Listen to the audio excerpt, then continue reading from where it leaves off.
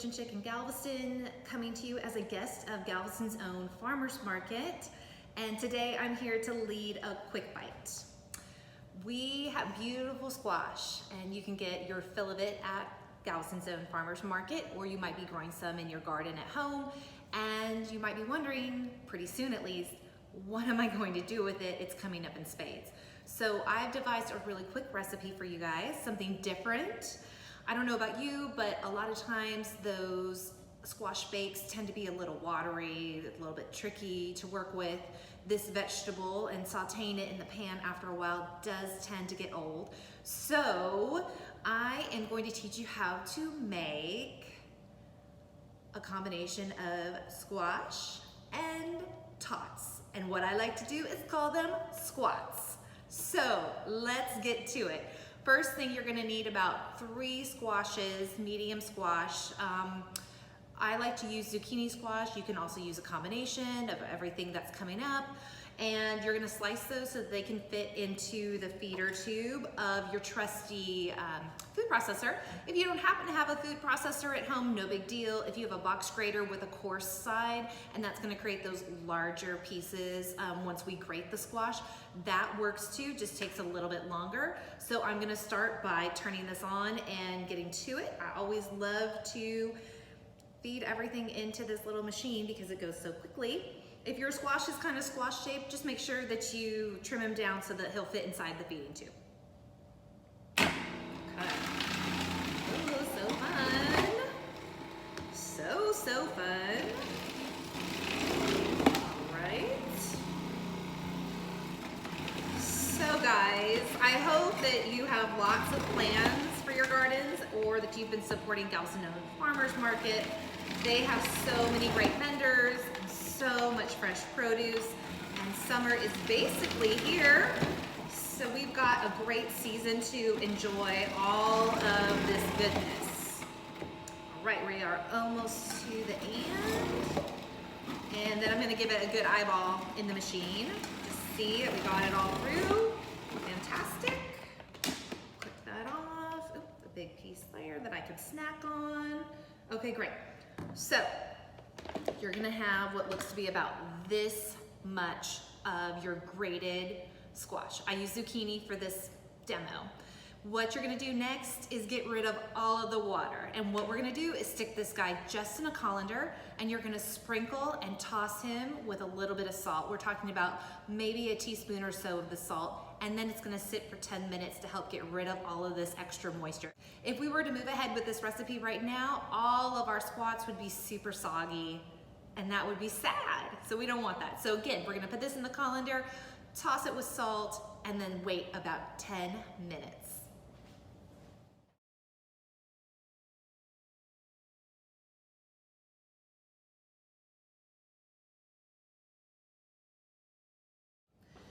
Okay, we've got a few more minutes while our squash and salt kind of do their thing and get rid of moisture. Get ready for the big show on that. Meanwhile, let's talk about the other ingredients that are gonna go into our squats today.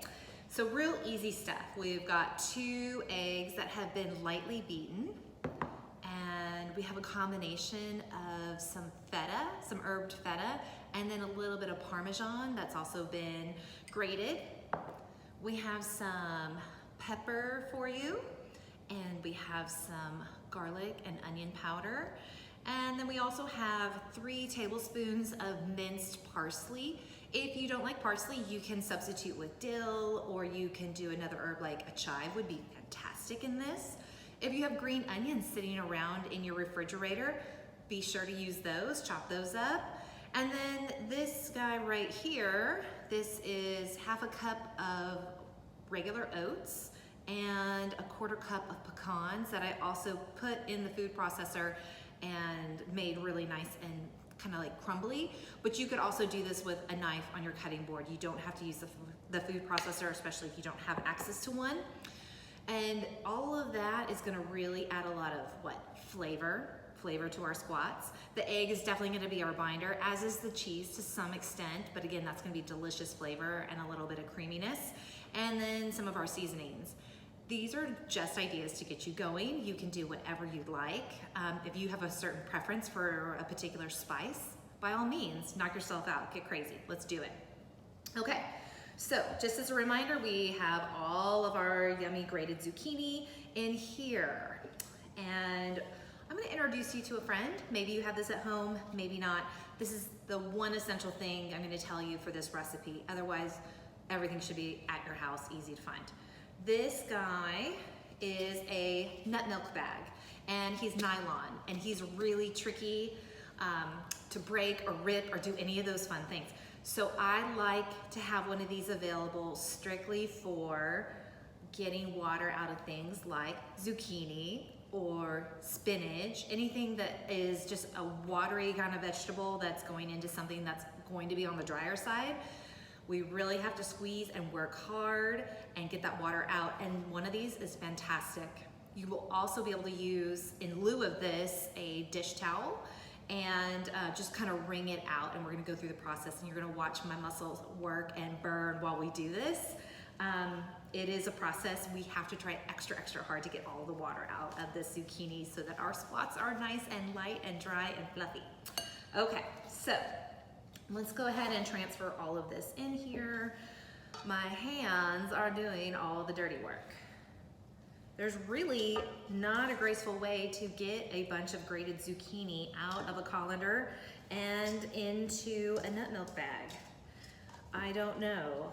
Prove me wrong, guys. Let me see your turn at doing this, and if you have a fantastic solution that looks so much more delicious than what I'm doing right here and bringing it all over there, then share it. Share it. Okay, so a couple pieces on my hands. I want to make sure that you can see everything is in the bag. So far the bowl's pretty dry, but it is going to get very full of zucchini juice. Can you hear that? Okay, so rule of thumb, when you think you're done, keep squeezing. You really have to try to get rid of all of this moisture before we add everything into our bowl and get our squats combined and then bake those guys. So here we go. I'm gonna kind of move this around just so you guys know, look already how much liquid has accumulated, and we're not even done. So I'm gonna go down here. This is why I really like this nylon nut milk bag, is I just feel like it is gonna withstand all this pressure and all this twisting and torquing to try to get every last bit of moisture out. If this is something you're not good at, definitely recruit a friend, because it is paramount that we do a really thorough job of squishing and twisting and getting rid of all this silly moisture that's going to sabotage our squats. So, I'm gonna keep going just a little bit more. I know, you would think we'd already be done, but no, every time I go to squeeze, I can hear all of this little water and moisture leaving our zucchini. Okay, it's about to get a lot easier, guys. And yes, I do work out, in case you're wondering, for times like these, kitchen emergencies. Okay, so just that much zucchini, that much liquid and moisture out of our recipe. Thank goodness. Okay, so we've got our mixing bowl right here. I'm just gonna take our nut milk bag and I'm gonna dump it out, inside out, easiest way to do it. That is now what the zucchini looks like. It's kind of just stuck together really firm. I'm gonna grab that spatula I had, and this is the simplest part. Dumping everything in here all at once. I'm gonna make sure, ooh, don't leave any cheese behind. No cheese left behind, guys. And then this is the dry and our seasoning. And our pepper and those parsley, that minced little parsley bits. Okay, this is gonna come together pretty quickly because your zucchini is gonna come out from that nut milk bag and it's gonna kind of be solid.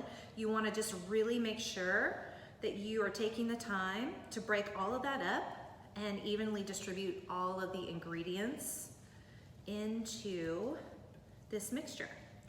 Should not take too long. Meanwhile, I'll tell you, I do have an oven that's preheating at 350 degrees. That's the ideal temperature for squats. Did you know?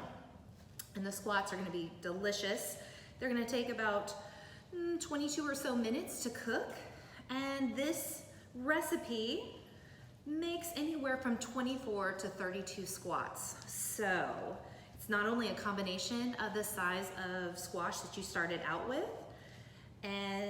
but also it's a combination of how big your squats get. Sometimes when we start forming little cookies and different things on our baking sheets, we start at one size, we end at another. So let's try to be consistent. All right, let me move this guy. Here is our mixture, looking really good. Smells excellent from the addition of the garlic and the onion powder and then that herbed feta. I happen to have a baking sheet ready. Let's talk about this for a hot minute. This is a half sheet pan. This is the size that you're going to need. I have gone ahead and put a silpat down. If you don't have a silpat, you could use parchment paper, you could use foil. If you are not using a silpat and you're using something else or just a straight plain up baking sheet, this is important. I'm not gonna do this in the video, so listen closely. You will need to take some olive oil and cover the surface, not like a lake, but you're gonna need to baste it on there and get some even coverage. If you don't, this is the sad part, your squats will stick and they won't look so good. They'll taste delicious, but they won't come off the pan very easy. And then, whoa, you got some cleanup to do later in the evening or the day. So let's make our lives easy. Remember, parchment or foil and olive oil to baste, or just use a silpat if you have access to that. So here we go.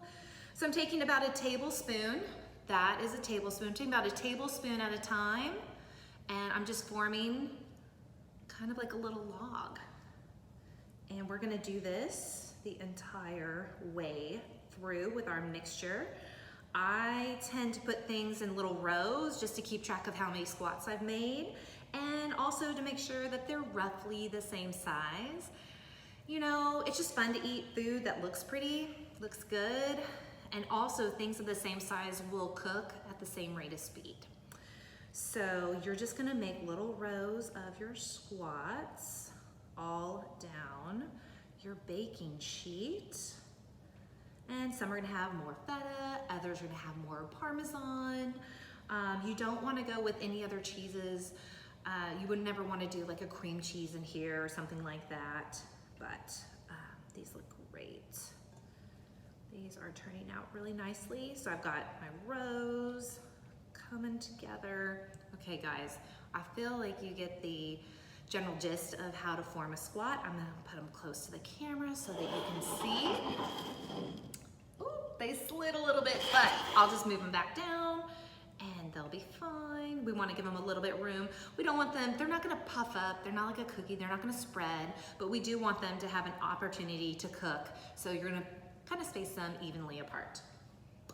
Bonus, I've already made some. So through the magic of TV, I'm gonna show you what a finished squat looks like. Ta-da! These are your squats. They come together so easy. Remember, 350 degrees in your oven for about 22 minutes. Makes anywhere from 24 to 32 squats. Squats is just a fun name for zucchini tots. And I hope you've enjoyed my quick bite. Thanks.